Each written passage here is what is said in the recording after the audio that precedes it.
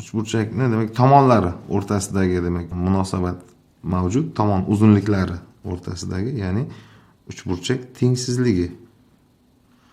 Uchburchak tengsizligi mavjud. Bu uchburchak tengsizligi shundan iboratki, ixtiyoriy uchburchakda, mana tomonlari ABC bo'lgan ixtiyoriy uchburchakda ixtiyoriy ikkita tomon yig'indisi, demak, uchinchi tomon uzunligidan doim katta bo'ladi. A plus B C'dan katta, A plus C B'dan, B plus C esa A'dan katta bo'ladi. Shu o'rinda ushbu tengsizliklarni bir so'z bilan yoki bitta tengsizlik ko'rinishida ham yozish mumkin. Umumiyroq tushuncha qilib aytish mumkin aniqroq. Dastlab o'sha uchburchakni biz bilamizki, perimetr A plus B plus C ga teng. Keyin mana kichkina P deb kiritaylik. Bu A plus B plus C taqsim 2, ya'ni uchburchak uchun bu yarim perimetr hisoblanadi. Ya'ni perimetrning yarmi, yarim perimetr. Demak, uchburchakning yarim perimetri barcha tomonlardan doim katta bo'ladi. Demak, uchburchakning yarim perimetri bu kichik P A'dan ham katta, B'dan ham, C'dan ham katta deb aytish aynan yuqoridagi 3 ta tengsizlik, uchburchak tengsizligi bilan bevosita ekvivalent hisoblanadi. Mana ahamiyat bering. A plus B katta C. Agar tengsizlikning ikkala qismiga C ni qo'shadigan bo'lsak, bu yerda demak A plus B plus C katta 2C ifoda hosil bo'ladi va 2 ga bo'lish natijasida oddiygina A plus B plus C taqsim 2 demak C dan katta. Qolganlari ham demak xuddi shu tartibda bu yuqorida aytilgan o'sha fikrni tasdiqlash mumkin bo'ladi. Bunday demak uchburchak tengsizligiga oid masalalar ham juda ham ko'p uchraydi. Mana masalan aytaylik, A plus 5 9 minus 3A hamda demak mana 6. A ning qanday qiymatlarida ushbu kesmalar biror uchburchakning tomonlari vazifasini bajaradi. Demak, bu uchburchak tomonlari bo'lsa, A ning oralig'ini aniqlang yoki A qanday qiymatlar qabul qila oladi. Bu yerda demak yuqoridagi uchburchak tengsizligiga ko'ra demak birinchi va ikkinchi tomonlar yig'indisi uzunliklarini uchinchi tomondan katta. Barcha hollarni demak qaraymiz mana 9 minus 3A dan katta, 6 plus 9 minus 3A demak katta A plus 5 dan. Uchala tengsizlikni ham demak yechish talab qilinadi. 14 minus 2A katta 6 dan, A plus 11 katta 9 minus 3A dan, 15 minus 3A katta A plus 5 dan demek. Demek algebraik ko'rinishdagi tengsizliklar albatta 2A kichkina 8 dan bo'ladi, 4A katta minus 2 dan, 4A kichkina 10 dan, har bitta tengsizlikni yechib A kichkina 4 dan, A katta minus 2 dan 1 dan, A kichkina demak 2,5 dan. Ushbu 3 ta tengsizlikning demak umumiy qismi demak A tegishli minus 2 dan 1 dan 2,5 gacha yoki A tegishli minus 0,5 dan 2,5 gacha tarzda demak javob berishimiz mumkin. Demak A aynan shu orolda bo'lsa, demak ushbu uchburchak mavjud bo'ladi va uni tomonlari bo'lishi mumkin. Oddiy misollar bilan aytadigan bo'lsak, masalan, mana tomonlari 3, 5, 9 ga teng uchburchak mavjud emas. Mana uchburchak tomonlari bo'la olmaydi. Sabab demak 3 bilan 5 ga teng tomon yig'indisi demak 9 dan katta emas. Shu boisdan demak bu uchburchak tomonlari bo'lib xizmat qila olmaydi. Navbatdagi uchburchak elementlaridan bittasi demak uchburchakning o'rta chizig'i. Uchburchakning o'rta chizig'i mana ABC uchburchagida M AB tomon o'rtasi, N esa mana BC tomon o'rtasi. MN asosga, ya'ni AC ga parallel va MN kesma uzunligi AC ning demak yarmiga teng bo'ladi. Bu xuddi shunday uchburchakning o'rta chizig'lari 3 ta hisoblanadi. Mana barcha tomonlarning o'rtalarini oladigan bo'lsak, mana ketma-ket tutashtirish natijasida NK bu AB tomonga parallel va NK uzunligi bu 2 dan 1 AB ni tashkil qiladi, ya'ni AB tomonining yarmini. MK BC tomonga parallel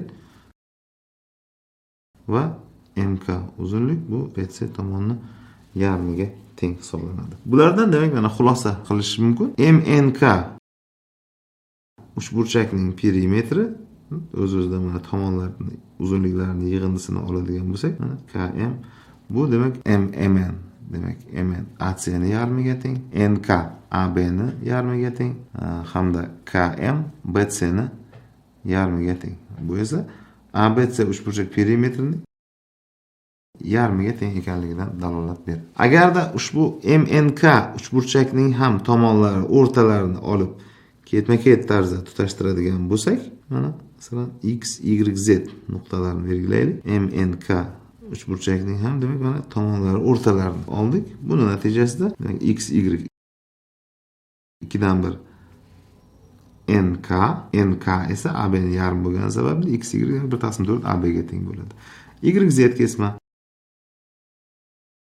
MK ni yarmiga teng, MK esa BC ni yarmi. Bu degani demak 1/4 BC. ZX kesma bu MN kesmani yarmiga teng va bu MN kesma ACN 2 dan 1 qismini tashkil qilgan bois umumiy holatda demak ZX kesma ACN 4 dan 1 ga. Shu boisdan X, Y, Z uchburchakning perimetri MNK uchburchak perimetrining demak perimetr MNK ni yarmiga teng. ABC uchburchakning esa 4 dan 1 qismiga teng ekanligi kelib chiqadi. Va shu tariqasida mana X, Y, Z uchburchakning ham tomonlari o'rtalari tutashtirsa hosil bo'lgan uchburchaklar demak o'rta nuqtalarini tutashtirsak, xuddi shu tarzdagi demak ketma-ket o'zaro bog'liqlik perimetrlarning bir-biridan demak 2 barobar kamayib ketayotganligini demak guvohi bo'lishimiz mumkin. Endi yuqoridagi o'sha elementlar ishtirok etadigan masalalardan bevosita ko'radigan bo'lsak, mana uchburchak berilgan. Uchburchakning tomonlari 0.9, 3.4 hamda 3-tomoni demak x. Agar x natural son bo'ladigan bo'lsa, 3-tomon uzunligini aniqlang. Masalan, demak mana oddiy. Bunday turkumdagi masalalar albatta o'sha uchburchak tengsizligi yordamida yechiladi. Bizga ma'lumki, uchburchak tengsizligiga ko'ra ixtiyoriy ikkita tomon yig'indisi demak 3-tomondan katta hisoblanadi. 0.9+3.4 x dan katta. 0.9 ga x ni qo'shsak esa 3.4 dan katta. Mana shu masalamizdagi 3-tengsizlikka ahamiyat beraylik. Demak 3.4 ga x ni qo'shsak 0.9. Ushbu 3-tengsizlikni yozmaslik mumkin. Sabab 3.4 uzunligidagi kesma 0.9 uzunligidagi kesmadan kattaligi ko'rinib turibdi. Hali bunga undan tashqari x ni qo'shish 0.9 dan katta deb yozishda deyarli hech qanday bir ma'no yo'q. Shu boisdan shunday hollarda mana shu turkumdagi tengsizliklarni yozmaslik maqsadga muvofiq bo'ladi. Uni yozish demak shart emas. Sabab 3.4 ni 0.9 dan katta ekanligi shundoq ko'rinib turibdi va ushbu tengsizlik har doim o'rinli. Ya'ni bu yerda x ni qandaydir bir oralig'iga hech qanday bir ta'sir ko'rsatmaydi. Yuqoridagi ikkita tengsizlikni yechadigan bo'lsak, mana x ni demak 2,5 hamda 4.3 oraliqda ekanligini osongina topib olishimiz mumkin. Masala shartiga ko'ra x natural son bo'lganligi bois bu oraliqdagi x ning natural qiymatlari 3 va 4 ni tashkil qiladi. Demak, shu o'rinda javob berish mumkin. 3-tomon 3 yoki demak mana 4 ga teng deb aytilishi mumkin bo'ladi. Navbatdagi masala mana burchaklar haqidagi masala.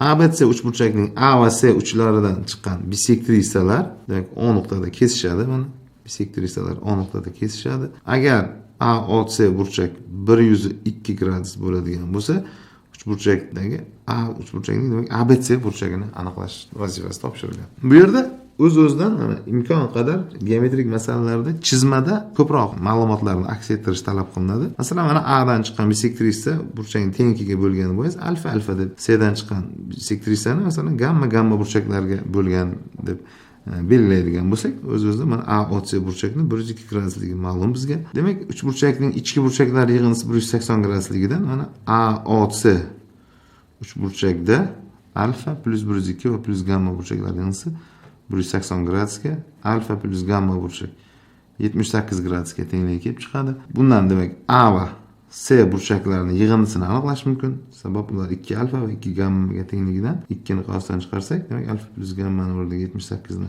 qo'ysak, u holda 156 gradus hosil bo'ladi. A va C burchaklar 156 gradus bo'ladigan bo'lsa, demak burchak B ni topish uchun mana 180 gradusdan A va C burchaklari yig'indisini ayiramiz. Natijada 180 minus 156 gradus, ya'ni javob 24 gradus hosil bo'ladi. Demak, ABC burchak kattaligi demak 24 gradusga teng ekanligi kelib chiqadi.